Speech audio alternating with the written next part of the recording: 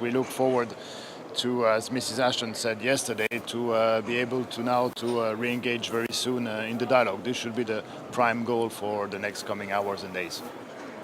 Rekao bih da svi zaista naporno radimo ka tom cilju, i Vlada Srbije i Skupština Republike Srbije, kao što ste čuli visoku predstavnicu Evropske unije, gospođu Ashton, juče, ona je rekla da je osnovni cilj ponovno uspostavljanje dijaloga, to je nastavka dijaloga između Beograda i Prištine, dakle to je glavni cilj kome treba težiti ovih dana.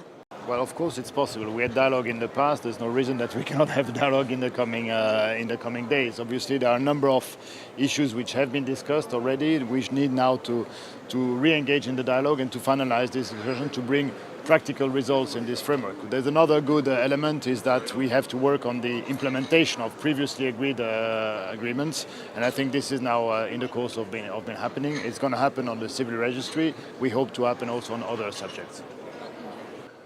Naravno da je dijalog moguć. Dijalog je već vođen i nakon prekida očekujemo da se ponovo uspostavi i svakako u narednim danima to treba da bude cilj. Reč je o tome da treba ponovo da se angažujemo da rešavamo preostala pitanja.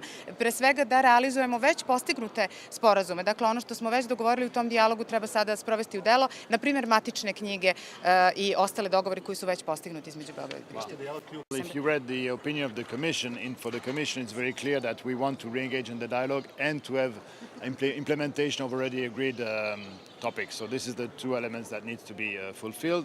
We have not much time left, so we need to work hard for that. Thank you. Ako ste pročitali mišljenje Evropske komisije koje je izdala u oktobru u vezi sa kandidaturom Srbije, onda vam je jasno da su to dva uslova. Dakle, nastavak dijaloga i sprovođenje u delo već postignutih sporazuma.